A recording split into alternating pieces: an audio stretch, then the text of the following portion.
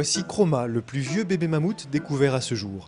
Exposé un temps au musée Crozatier du Puy-en-Velay, ce petit pachyderme était il y a peu emprisonné dans le sol gelé de Sibérie. Comparé aux autres bébés mammouths exhumés ces dernières années, comme ici Dima, Chroma n'est certainement pas le plus photogénique. Et pour cause, une partie de la tête de l'animal a été dévorée par des renards polaires. Mais Chroma a d'autres qualités. De nombreux spécialistes venus des quatre coins du monde se sont d'ailleurs empressés de venir le voir. Chroma, c'est le plus ancien bébé mammouth qui a jamais été découvert jusqu'à ce jour. C'est-à-dire que tout ce qu'on trouve en Sibérie, en fait, c'est daté avec une méthode qui s'appelle le carbone 14, qui permet de dater jusqu'à 45-50 000 ans. Et là, Chroma est en dehors de ses limites de datation. Ça veut dire que Chroma a plus de 50 000 ans. C'est une période qu'on connaît très peu en Sibérie. Donc quand on va avoir les analyses de Chroma, quand on va faire les études sur Chroma, ça va être un peu comme ouvrir les portes d'un monde qui a disparu et dont on ne connaît rien. Chroma, c'est la clé de cette porte, en fait. On va pouvoir reconstituer un environnement, un écosystème, tout ça grâce à ce bébé mammouth. Découvert par un chasseur de rennes dans la toundra sibérienne, Chroma est temporairement confié à la France par les Russes pour être analysé. Le chef des opérations, c'est Bernard Buig, un chasseur de mammouths qui a déjà retrouvé de nombreux spécimens. Après avoir débarrassé Chroma de ses bactéries par un traitement de choc au rayon gamma, l'heure est venue d'examiner le petit mammouth sous toutes les coutures. Il est sorti de sa vitrine réfrigérée à moins 18 degrés pour être conduit dans un hôpital de Clermont-Ferrand où il passera un scanner.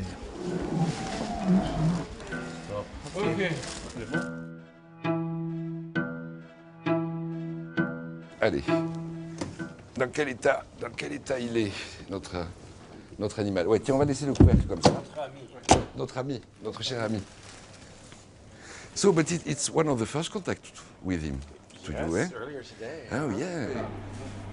L'objectif du scanner est d'obtenir une image en 3 dimensions du jeune animal, probablement âgé de 6 mois au moment de sa mort, et repérer l'emplacement des organes qui seront prélevés par la suite.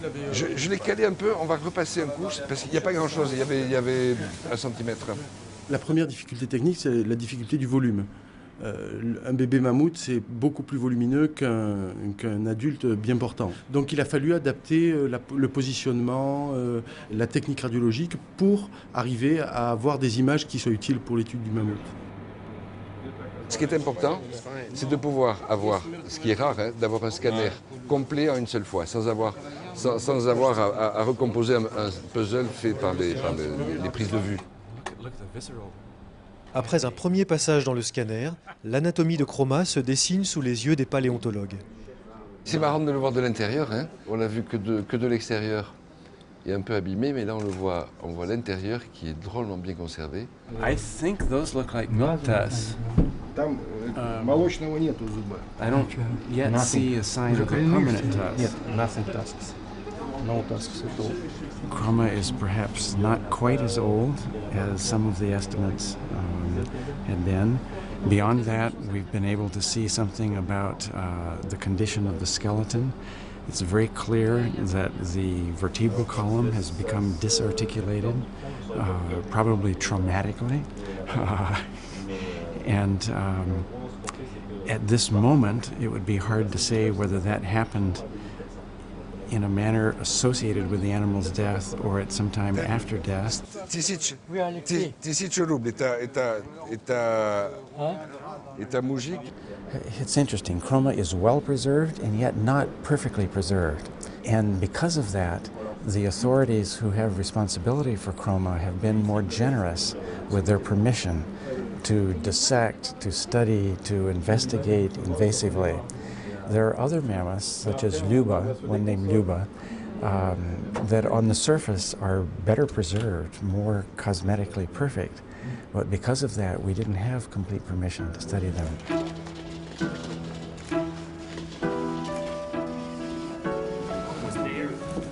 Place maintenant à l'autopsie.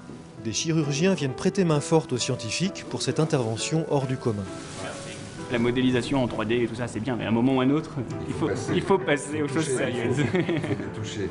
On commence la trompe, le muscle à l'intérieur, Ce soir, en termes d'échantillonnage, il y en a pour tous les goûts. Il y en a pour l'histologiste, pour le paléogénéticien, pour le biologiste moléculaire qui va découper soit ses poils, soit ce gras, soit ses os à des fins différentes, quoi. Ouais. On voit bien la structure qui est utilisée là. Hein. Ah, c'est bon, bravo. Nice. C'est la 5. Joli. Donc 5. Ouais. C'est à moi l'épinière, hein. Tu les avais pris où, ouais, c'est clair. T'as vu? Juste ici. Oh la vache. Incroyable. Je pensais pas un jour avoir une moelle épinière de mammouth. Hein. On va récupérer les sédiments et puis on se concentre sur la partie génitale de l'animal pour essayer de savoir définitivement si c'est un mâle ou une femelle. It's hard to say. It's hard to say.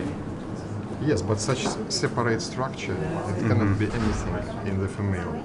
It's going to be only True, females and male. true. C'est soit un mâle, soit une femelle. Et on est en train de chercher. It's very similar. Oh, here I see something. Okay. Donc le pénis est rentré. Et c'est pour ça qu'on a le prolongement de la même structure de derme. Hein. Il semblerait donc que Chroma soit un mâle. Pas toujours facile, même pour des spécialistes, de se repérer dans l'anatomie de cet animal peu familier et de reconnaître des organes momifiés depuis des dizaines de milliers d'années. Et les chercheurs ne sont pas au bout de leur surprise. C'est l'estomac.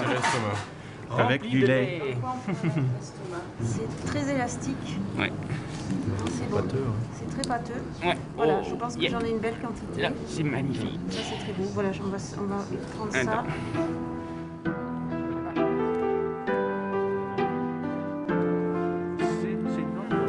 T'as carrément l'intestin. L'intestin. L'intestin avec matière fécale. Yeah, that's really looking nice. Wow. Guidu 3-0. On a un mammouth qui a mangé avant de mourir et dont on peut aujourd'hui encore analyser les résidus de digestion de son dernier repas. On va pouvoir étudier cette matière fécale pour connaître les espèces qui ont été éventuellement ingurgitées par ce mammouth et connaître son régime alimentaire, ce qui donne des renseignements donc, sur sa façon de se nourrir, bien qu'on voit que c'est visiblement essentiellement à base de lait pour le moment. Mais si on trouve des plantes dedans, ça nous permet aussi de faire une reconstruction de l'environnement de l'époque. Étape suivante, la dentition de l'animal.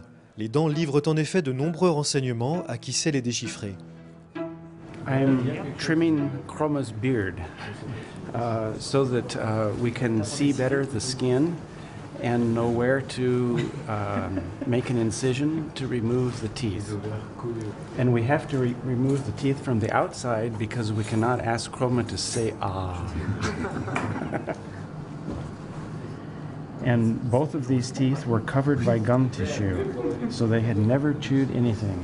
Chroma serait donc âgé d'1 mois ou 2 seulement, et non de 6 mois comme le pensaient initialement les paléontologues. That's it. Now you're a real dentist, actually. Yes. We will learn other things from those teeth by taking them back to the laboratory, cutting them, looking at them under the microscope. That's when we'll be able to see, for instance, the line that marks the time of Chroma's birth. And by analyzing the tooth material just before that and just after it, we'll be able to know when during the year Chroma was born, and we'll also be able to say something about say, year and a half of history of development of that tooth that took place while Chroma was a fetus within its mother's womb. Les dents commencent en effet à se former pendant la gestation qui dure 22 mois chez le mammouth. Un estomac rempli de lait, des muscles encore rouges, des vaisseaux sanguins, Chroma est exceptionnellement bien préservé, ce qui préfigure une récolte fructueuse pour les généticiens en quête d'ADN. Sincèrement, il y a des chances pour que, vu la préservation du collagène, que la préservation de l'ADN soit quand même largement meilleure que ce qu'on a sur le jusqu'à maintenant, hein. Oui. Ouais. Le précédent bébé mammouth, Lubac, est un magnifique spécimen par sa conservation. Et même au-delà de sa conservation, par son expression, on a l'impression qu'elle a été arrêtée dans un mouvement de vie. Et on s'était dit, ça va être extraordinaire, on va trouver un ADN exceptionnellement bien conservé et des tissus aussi très très bien conservés. Et en fait, à l'analyse, à l'étude, ça a été très décevant. Et à l'inverse, Chroma, qui extérieurement comme ça est beaucoup moins photogénique, beaucoup moins intéressant, nous révèle là des choses extraordinaires. 5h30 du matin, l'autopsie touche à sa fin, ou presque. On a oublié la langue. Il va falloir maintenant analyser les échantillons récoltés pour reconstituer l'histoire de Chroma et avec elle, celle des mammouths. Chaque nouvel animal découvert venant compléter le tableau de cette époque lointaine. Donc, il faut encore chercher des bébés mammouths. Et des vieux. C'est Bien encore sûr, plus intéressant. bien sûr. Des bébés mammouths. Et plus ils seront vieux, mieux ce sera.